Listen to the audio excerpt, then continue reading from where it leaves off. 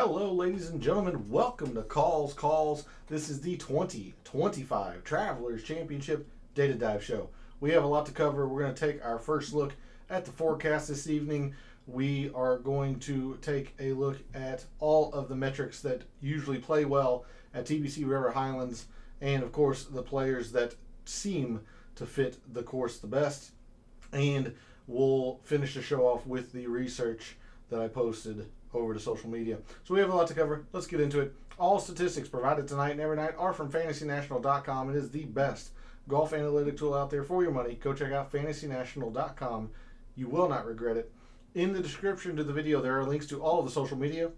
First off, my X and Instagram, where, as I just alluded to, I posted some research regarding the past 6 champions of the Travelers Championship at TBC River Highlands, some patterns that they all share, players in the field this week who also fit those patterns. So if you want to see the weekly research that I do on the PGA Tour, give me a follow at your preferred social media site. X is also where I place my weekly betting cards and top player usage in the DFS contests I play. That comes out every Wednesday after the DFS Tactics show. So if you want to see the players that I'm wagering and the players I'm using most often in my lineups, go give me a follow over at X. And then lastly, for social media, Gabe's handle is in the description. He writes a great article called The Fringe. Really can't recommend it enough. And by subscribing to his article, you're going to get his recent form, course history, and his deluxe version that comes out Wednesdays that includes projected ownerships. So you really are missing out if you aren't subscribed to his article, so make sure you're doing that. And follow him over on social media, because his social media page is where we post our picks and detailed write-ups, so you don't want to miss that either. And then lastly, for this intro, we are live. Chat's open. I see a couple of you in there already, so I'll get to you momentarily, but please jump into chat. Ask any questions that you have. Who's your early favorite this week in Connecticut? What kind of lineups do you think you're going to be building? Who do you think you're going to stay away from? All of that. And of course, if you're not able to catch the show live, jump into the comments. I'll make sure to get to those as well. So let's get into it. Let's dig into the weeds of the data for the 2025 Travelers Championship. And we are going to start, as we always do, on a Monday evening over at the extended forecast look over at Windfinder. Sorry, let me fix this green screen here. You can see a part of it is getting cut off. Let's see, is that going to fix it? That fixes it. All right, so apologies for that. Hey, good evening, Phil. Thanks for jumping in chat. Very much appreciated. I got crushed. Got to go a little bit of Cam Young after he went nuclear round 3. My U.S. Open wasn't very good either, to be completely fair. I had some good suggestions. The full fade of Sepp Straka, the full fade of Justin Thomas. I did mention Rasmus Nergaard Peterson, who finished tied for 12th. Was very happy about that strong recommendation, but didn't have any of J.J. Spawn, didn't have any of Bobby Mack. Didn't have any of Victor Hovland, who you asked Phil about on Wednesday evening, and I believe I made the exact quote, "I want no part of Victor Hovland," who ends up playing well. So I had one lineup that performed decently. It was my 6-6 lineup, because there weren't many 6-6 lineups. So I did end up having one 6-6 lineup that, 3 or 4 X'd its money. I'm lagging a little bit. I apologize for that. I'm hoping the frames will come back. Just in this new setup, I'm not able to control as much as I used to be able to. So I'm hoping that'll clear itself up. But I do see that my stream quality doesn't seem to be the strongest at the moment. So hopefully that'll sort itself out. But overall, my U.S. Open it wasn't a disaster. As I was getting to, I had one lineup that performed pretty well, but one lineup wasn't enough to get me even close to break even. So we're going to try and turn it around this week for the last signature event, the Travelers Championship. So, looking at the forecast here, no rain in the forecast for early parts of this week. And then it looks like we might get a little bit overnight Wednesday and Thursday, or Wednesday into Thursday. A little bit of wind Thursday afternoon. And then Friday looks like it's going to be very, very chaotic. Gusts into the 30s. Sustained winds closer to 20. Friday looks pretty rough. Now, this is a no-cut event, so we don't have to worry about any wave advantages or anything to that effect. I was in a worse lineup contest and got first in that. Hey, yeah, I certainly had a couple lineups that were, like 2 of 6 and 1 of 6. I mean, it wasn't great, but I did have a 6 of 6 lineup. Of course, Scotty. I don't remember if it was Scotty and Xander, but I know Scotty was in there. I had Rom a tiny bit, who played really, really well. Of course, RNP. Keegan Bradley was a big part of my core. This was one of the few lineups that I didn't use Matt McCarty. Matt McCarty really tanked a lot of my lineups, so what are you going to do? But it wasn't a complete disaster. I did accrue some money back, but not very much. Like I was saying, we're at a no-cut event for the Travelers this week, so we're not going to really worry about any wave advantages or anything like that. We might be looking at some wind specialists, especially for Friday, maybe even a little bit of Thursday. Sunday does look like there is rain in the forecast, at least overnight. So we'll just have to see how the forecast solidifies as we get closer to tee time on Thursday morning.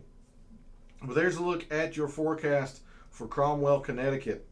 72 hours in advance of the tournament or whatnot. So now with that, we'll move to Fantasy National and take a very quick look at some kind of overarching metrics that we looked at last night. We're going to start with short courses. TBC River Highlands is a shade over 6,800 yards. So your top performers in the field this week on short courses in the past year and a half or so: Justin Thomas, Scotty, Sepp Straka, Tom Kim, who was added to the field today as a sponsor exemption, Tom Kim, Tom Hoagie, Ben Griffin, Patrick Cantley, JT Poston, Russell Henley, Michael Kim, and Austin Eckroat are your top 10 in terms of short course performance. Something else that we definitely want to look at, even though he is not the original designer of the course, this is he gets credit for being the architect by the time TPC River Highlands opens. We're going to look at some Pete Dye metrics here. And I did include 2023 just to make sure that the sample sizes are big enough. You see, Bud Cauley only has 8 rounds. That's probably from this year. Alex Noren only 8. So I did include 2023. Just be aware of that, just to make the sample size or the data significant. If I go all rounds, 38, so not really cutting many off. And Luke Clanton doesn't have any stats here, but which means I came in last since my players did good. Would you consider the Travelers a birdie fest? I went into this a little bit last night. Let me get through this Pete Dye filter, and I'll expand on that. But I think it's changed over the years. So let me get through this, and then I'll kind of recap what I said last night.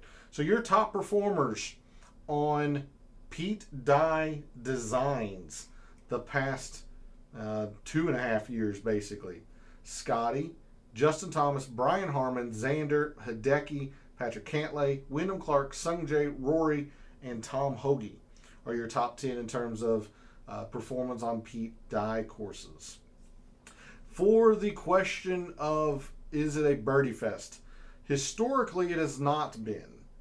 2022 and back, mostly average. Yeah, now 2020 was easy, but then again, 2020 is kind of an outlier in every regard because 2020 was ridiculous in of itself. You even had some rounds of difficult when the wind picked up at TPC River Highlands. But I want you to notice the past 2 years when it's been a designated event in 2023 and a signature event in 2024, it was really easy. Yeah, 22 under was the winning score from Scotty last year. 23 under from Keegan the year before that. Is it a birdie fest? I think it's going to play pretty darn easy because the premier players on the PGA Tour here, if this was still a regular tour event, full cut, things of that nature, I would probably more lean towards average. But with the best players on the PGA Tour here this week, I think this is going to be pretty easy.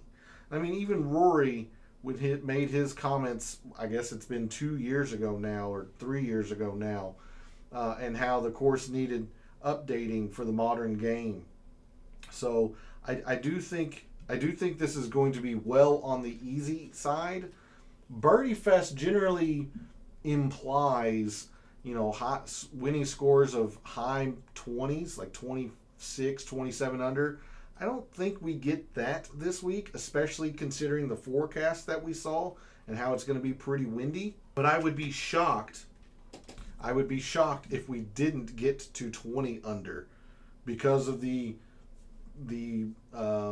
total talent in the field this week and being a no-cut event. Being a no-cut event, these players are going to be more aggressive and flag hunt just a bit more.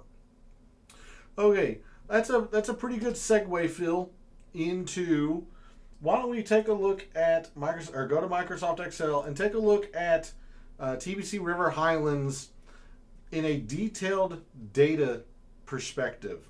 Look at the metrics that have mattered.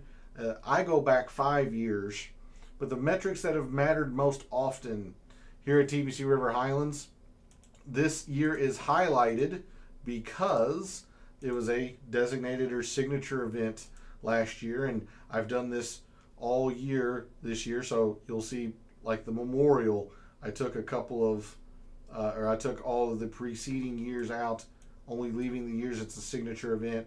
Same with the RBC Heritage, etc. So for the Travelers, I'll update this at the end of the week, but we'll still take a look at the full 5 years here.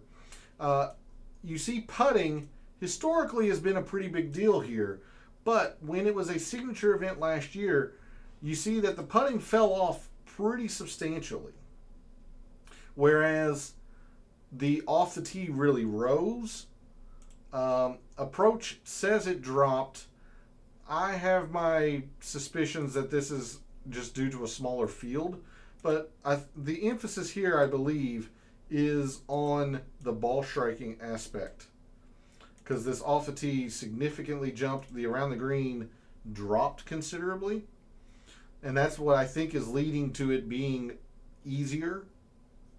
So at least early on this week, I'm going to put a decent amount of thought process into off the tee, and I'm thinking more so in terms of fairways gained or good drives gained.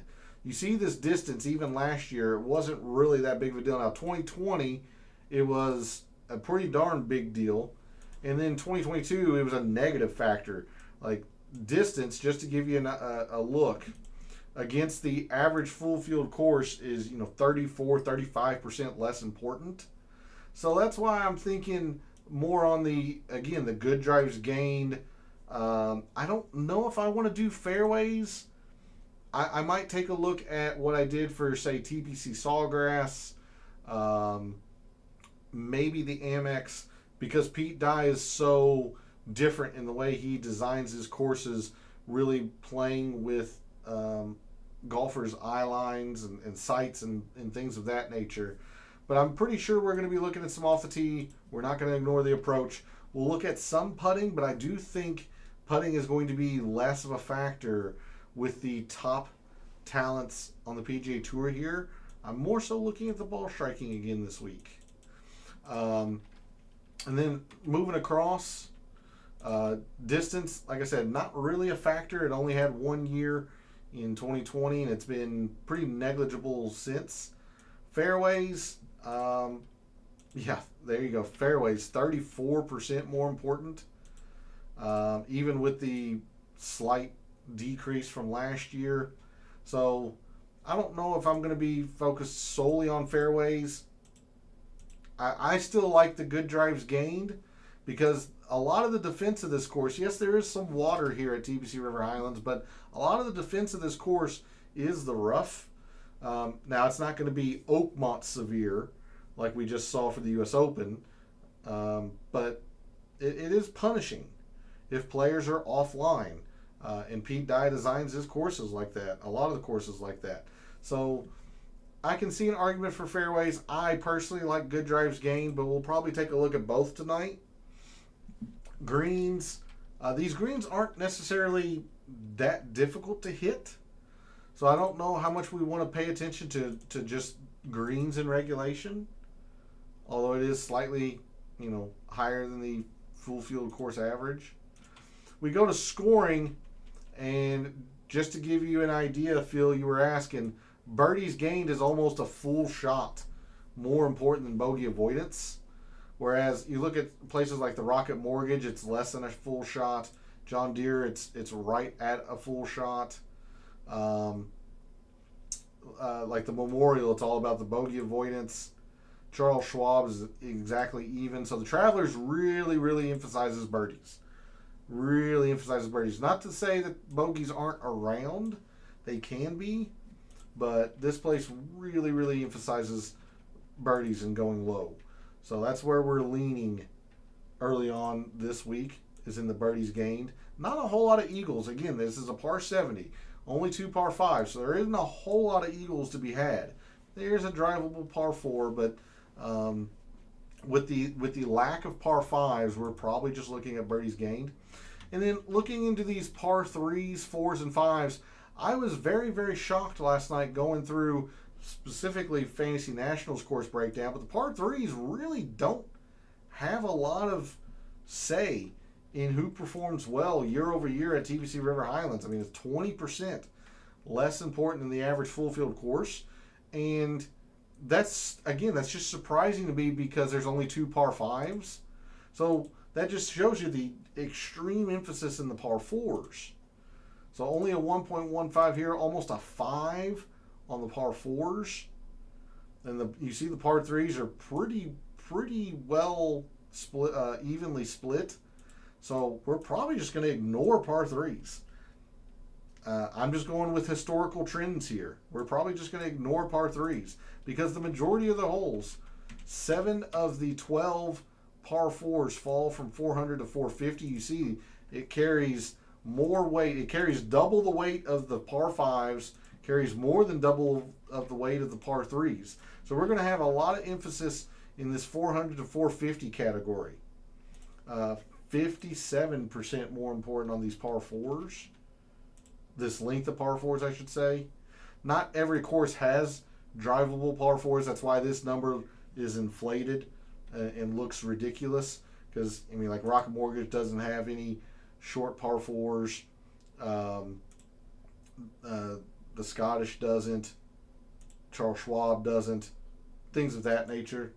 So that's why that number is seemingly ridiculous. So we'll put majority of our focus in the 400 to 450, but we'll look at all par 4s as well because there is a drivable, there's a short, there's a couple of short to mid length, a couple of longs, and the par 5s. I don't know how I feel about par 5s. We might just be looking at all par 4s, really.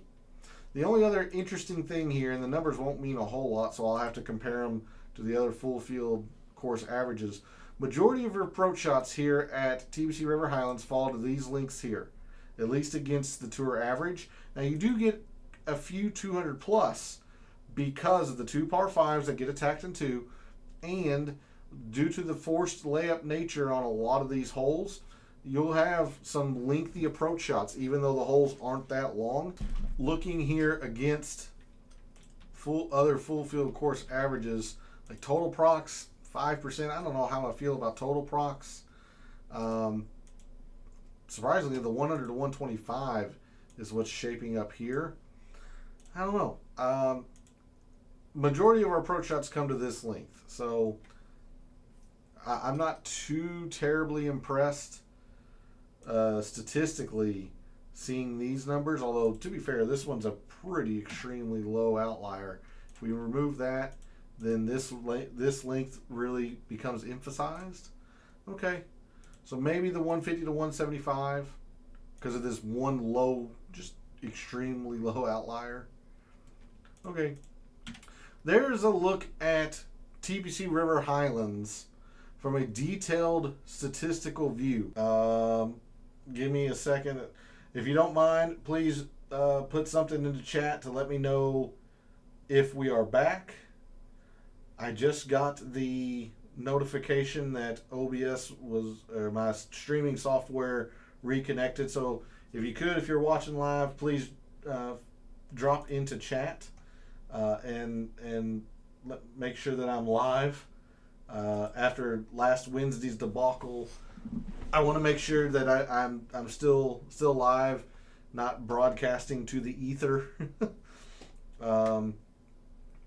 But I don't think we missed too much with what I was going through. So if you don't mind dropping something into chat to let me know we're still here. But anyway, there's our strokes gained with the off the tee, the approach, and the putting. We'll now go to driving and fairways. And again, I'm probably going to go with this Pete Dye filter.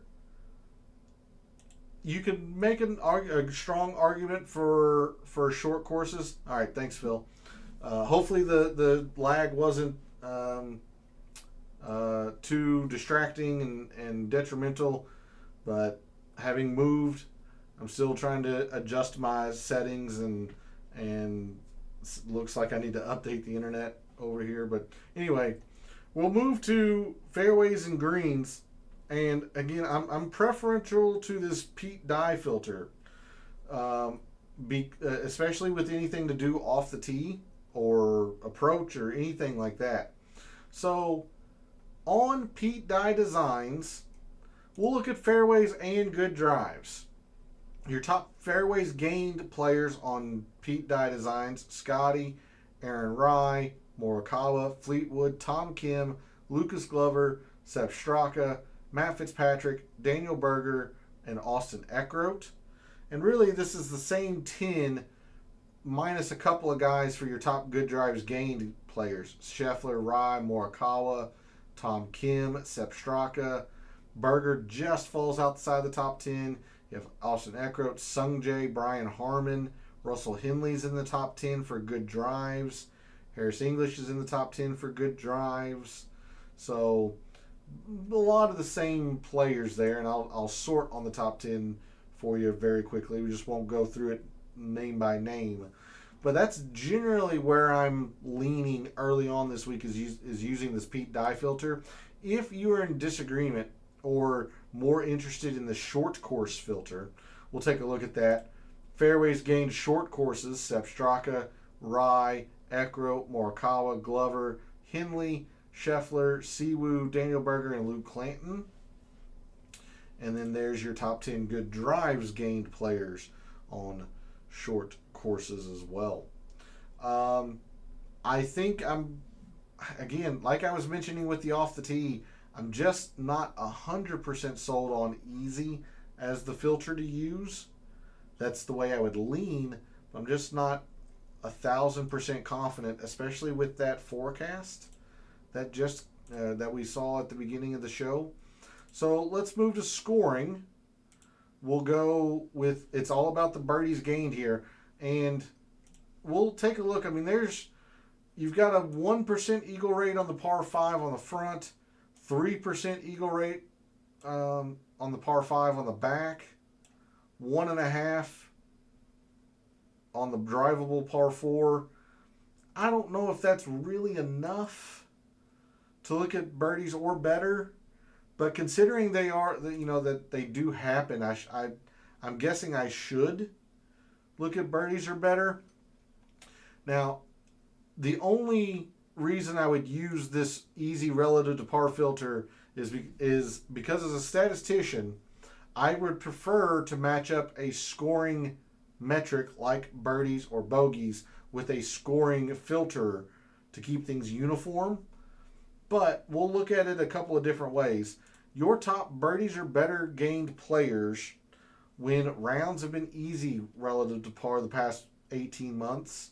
Scotty, Harry Hall, Sungjae, Luke Clanton, Joe Highsmith, Mav McNeely, Akshay Bhatia, Justin Thomas, Taylor Pendrith, and Siwoo are your top 10 birdies are better gained when it's easy.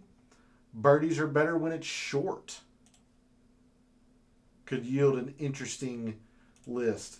Sepp Straka, Scotty, Justin Thomas, Max Grazerman really rises on the short course. Birdies are better. Bhatia, Patrick Cantlay, Mav McNeely, Luke Clanton, Tom Kim, Jacob Bridgman, and Eric Cole. And for those of you that are curious, birdies are better on Pete Dye. Would be Justin Thomas, Scotty, Wyndham Clark, Siwoo, Akshay Bhatia, Rory, Brian Harmon, Tom Hoge, Sepp Straka, and Max Grazerman. And the courses that make up the Pete Dye filter: Harbor Town, RBC Heritage, Stadium Course, which is the Amex. It would only be 2 rounds at the Amex since that's a rotational course or cut, if you will, 54-hole cut. So they play 3 courses out there. Where we are this week, TPC River Highlands, and of course everybody knows TPC Sawgrass, the Players. Those are the courses that are making up this Pete Dye filter. We'll go to proximity, although I will say I'm not completely sold on the 150 to 175, but that is where my lean is early this week. So your top proximity players from 150 to 175 yards: Tom Kim, Ryan Fox, Corey Connors, Victor Hovland, Berger, Scotty, Xander, Novak, Tom Hoge, and Tommy Fleetwood. Now, it is interesting to note 25% or almost 25% of your approach shots come from 150 to 175, but there's quite a few that go 200 plus here at TPC River Highlands because of the 2 par 5s and the forced layup nature on a couple of these holes make for long approaches. So just out of curiosity, your top 200 plus approach or proximity players: Scheffler, Ryan Gerard, Victor Hovland, Matt Fitzpatrick, Hideki, Matty Schmid, Nick Taylor, Akshay Bhatia, Ludwig Aubert, and Daniel Berger are your top 10. So look at Berger here, 10th and 4th in the 2 most important ranges. Of course, Scotty, 1st and 6th. Victor, 3rd and 4th. 5th and 13th with Hideki. Matty Schmid, 6th and 18th. 7th and 20th, Nick Taylor. So a lot of good stuff there. I'm still thinking it's the 150 to 175, but this is why I have all week to kind of think about it and chat with others and see what they think. I'm just not 100% sold it's the 150 to 175, but that's my lean so far. As we talked about, par 3s, par 5s, pretty darn mitigated. We're just looking at par 4s. Mostly in the 400 to 450, but we'll look at all par 4s since there are two less than 350, including 1 drivable. There's 1 or 2 here. 7 of the 12 fall to here. 2 of the 12 fall to here. So good mix of lengths of par 4. Your top par 4 performers in 2025: Scotty, Tommy Fleetwood, Justin Thomas, Berger, Spawn, Rye, Cantlay, Rory, Harry Hall, Michael Kim. 400 to 450, Tommy Fleetwood, Gary Woodland, Scotty, Cantlay, Harry Hall, Michael Kim, Aaron Rye, Tony Finau, Jordan Spieth, and Bobby Mack. So, all right. We will go to the second to last portion of the show, we'll start taking a look at how players in the field this week have fared at TPC River Highlands in the past 5 years. You see Batia, he's only played it once. Well, you would see it. I gotta hide that. Batia's only played it once. He did finish 5th last year. Minwoo Lee finished 9th. I believe it was last year. Might have been the year before. But Minwoo struggled with the irons. He just made everything he looked at. Whereas Batia, he really took advantage off the tee. He was okay with the irons, and he had a very good putting week, which is what it takes. You see Patrick Cantley, 5 for 5. Average finish of 9th here at TPC River Highlands. He's been steady as they come. Rory has been very, very good here.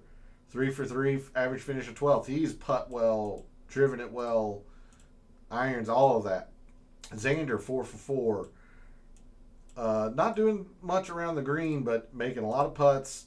Hitting very, very good with the irons. Very good combination. Harmon's been very good, of course, here. Hideki, only 2 times. But so anyway, in the 5 years that I've collected these stats, or I'm only going back 5 years, so that way it's not obsolete. Your top iron players have been Russell Henley. He's 4 for 4. A little bit less in terms of strong finish because you see he's really struggled putting here. Same goes for Shane Lowry. Kind of the same for Corey Connors. Now Victor's been pretty solid, losing a little bit with the putting or with the putter, but very good ball striking. Xander, Cantley's been very good with the irons. Justin Thomas has lost a lot on the greens, but has been very good with the irons. Rory, Glover, Keegan, former champion. Scotty, 4 for 5, your defending champion, has also been very good here. So there's your top iron players around TPC River Highlands in the past 5 years. We'll sort on putting. Guys who have putt extremely well. Minwoo Lee, it's only 1 time. Xander, 4 events in the past 5 years, has played it 4 times in the past 5 years, still averaging more than gaining 5 per tournament. So, I mean, he's just putting the daylights out on these greens. Batia Pavone only 1 time. Adam Scott has putt very well here. Denny McCarthy, no surprise, has putt very well here. Patrick Cantley has putt very well here. He's always, I always think of Patrick Cantley on bent. Now, this isn't pure bent, it's bent in Poa-annua, but still has some bent features, so no surprise, at least to me, for Cantley. Harry Hall did not play well here. I believe it was last year. Might have been year prior to that. But he has putt well here. Mackenzie Hughes, putt well. Surprisingly, Keith Mitchell has putt well here. But he's really, really struggled with the irons. You would expect, at least by Keith Mitchell, or for Keith Mitchell, those 2 numbers would be swapped. But he's putt well here. Hasn't hit his irons well here. There's Rory. Wyndham, 3 for 5. Harris English, 4 for 4, but lacking a little bit in terms of, standout performance. So there's your top putters past 5 years here at TPC River Highlands. We'll go. I'm still leaning on that good drives game, so let's do that. I want to look at good drives. There we go. Batia, it's only 1 year. Sam Stevens, only 1 year. And you see, it wasn't last year because he missed the cut. Last year didn't have a cut. Well, there's Scheffler, 4 for 5. Harmon, 4 for 5, who's been very good around TPC River Highlands. Keegan, 3 for 5. Russell Henley's 4 for 4. Here's your top good drives game players that are hitting the fairway, or they're not so far offline that they can't find the green. Let's skip the birdies. Let's just go to par 4s. There. Top par 4 performers here. Xander. Hideki only twice. There's Cantley. There's Harmon. Cam Young only twice, but has played pretty well here. Rory, Scotty, Adam Scott. There's your top par 4 performers. And the last thing we'll look at, I will check 150 to 175, just to give it the an old cursory look. Top proximity players at TPC River Highlands from 150 to 175. Denny McCarthy, Stevens only one time. Hoagie, who played very well here last year. I believe it was a top 5 finish. He had really struggled at TPC River Highlands before last year. Matt McNeely, very little in terms of success. Nico missed the cut his one time. Rory's been good. Scotty again. Connor's 2 for 3. Spieth is a winner in 2015 and honestly doesn't have a lot of success since. He hadn't had a lot of success here other than his win in his inaugural visit to TPC River Highlands. So he's quite an interesting case study. Homa missed the cut 3 of his 4 times. All right, I'll sort this back on best average finish, and we'll conclude the show. Better way to say it.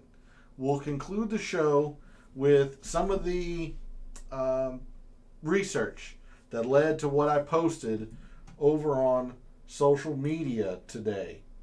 So, first thing that we take a look at, let's take a look at what I call the winner matrix.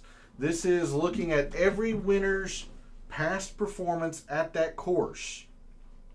So you see, like DJ won in 2020. I don't collect anything, afterwards. I want to see what his form was leading into it. DJ had only played it once. It wasn't great. Didn't play it for all those years, and then wins in 2020. 2020 is a little bit of a bad example, but it's the one that I went with. We see like Jordan Spieth. I said 2015. My apologies. He won in 2017, but he won in his first try. He didn't have any form coming in. Those 2 are the outliers. I want you to notice, like Scotty, he gradually got better. Missed cut his first time, 47th, then 13th, then 4th, and then wins. So he had quite a bit of success, especially recently. Keegan, top 20 the year before, had a runner-up and another top 10. He had some success at TPC River Highlands. Xander, it wasn't the year before, as you can see, but the last time he played it, he did top 20. He also had another top 15. Harris English, a lot more historical, but had a top 25 and a top 10. So, first thing that kind of stood out to me was past performance at TPC River Highlands. I cut off at 2019 just because that's when the PGA changed the schedule to move the PGA Championship in May. But anyway, since 2019, each of these winners, other than DJ's the exception, but each of these other winners had at least a top 15 and another top 20. So Keegan had quite a bit of success. Xander, even though he only played it 3 times prior, had a top 15 and another top 20 or 25. I can't remember what I put on social media. It might have been top 15 and top 25. Essentially, they had 2 tournaments, 2 prior Travelers Championships where they performed pretty well. So that's your first criteria that I'd found. Look for a high finish. I looked at top 15, but maybe you want to go a little bit. Maybe you want to scrutinize it a little further, or maybe you want to expand it to top 20. I set it at top 15. All these winners had a top 15. Let's look at recent form. Most of these Travelers champions played in the U.S. Open. Most of them played pretty well in the U.S. Open. Ches Reavie finished 3rd in the U.S. Open. 3rd from 2021. That is Harris English. Xander, top 15. Now, Keegan missed the cut at the U.S. Open. He's kind of the outlier here, but very rarely do you get Keegan losing 4.5 strokes with the irons. So he just had a bad week at the 2023 U.S. Open at LACC. So most of them played the U.S. Open. Most of them played, somewhat well. Scotty 41st is pretty middling. But something else to be on the lookout for. Every single one of these past champions, going back to 2019, they were positive in good drives gained. They were hitting fairways. They were hitting greens for the most part. Good and good drives gained. If you expand the time frame that you're looking at, let's take a look at some of these recent performances. Scotty was on a heater. 3 wins since the Masters. Or including the Masters. Win, win, win. Keegan, little bit of an outlier here. He had a top 25 at the Masters. A couple of top 30s. But Xander, 2022. Top 15, top 15, top 5. Was in really, really good form. Harris English, top 5, top 15, top 15. Really good form. I mean, even DJ, 2020, the schedule got all thrown off, but he even had a top 20. Ches Reavie, top 5, top 15, top 20. And if we expand it to the entirety of the PGA Tour season, starting at Ches Reavie in 2019, each one of these winners, every single one of these winners had a top 5 and another top 15. Ches had been playing really well in 2019. DJ, top 10, top 10, top 20. Harris English wins the TOC. Top 5 the U.S. Open. Top 15, top 15. Xander, top 15, top 5, top 5. Been playing pretty darn well. So find guys who have consistently this season put up strong finishes. Maybe not to the level that Scotty was doing last year, but at least one top 5 and probably another top 10 along with it. Like 2 top 10s is what you're looking for probably. Now, I was interested in Pete Dye performance. That's what these highlighted rows are, or these shaded rows in blue. You see Scotty, 1 Pete Dye course, 1 at a Pete Dye course, and top 20 the Amex. So he had a lot of success on Pete Dye courses that year. Keegan, not so much. Middling at the RBC Heritage, missed at the Players. Xander, missed at the Players. Harris English, PGA at Kiowa, very forgettable, miscut at the RBC Heritage. So I didn't see a lot of correlation with Pete Dye or performance at Pete Dye Designs, at least that calendar year, for what it's worth. So with those criteria in mind, I believe I put out 5 over on social media. There were 12 players in the field this week who fit those criteria. I put that out on social media. There were 3 or 4 others that fit, with the exception of the historical performance at TBC River Highlands, because they had never played TBC River Highlands. I'm thinking of, I know Matty Schmid was one who has had good performances, recently, but he technically didn't qualify because he doesn't have a top 15 at TBC River Highlands. There's a couple others like that. Matty Schmid is the one I remember.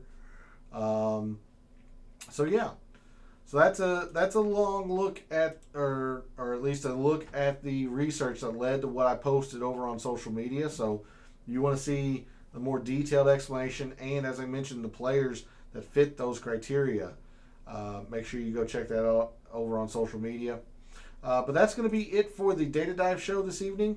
Thanks to Phil for jumping in chat. Very much appreciated. Thanks for letting me know that that we were back when my streaming software shut down for a second. But really appreciate you, Phil. Thanks to everyone else out there who tunes in, watches, listens, supports the channel by liking the videos, commenting, and subscribing. I always appreciate it. Love what I do.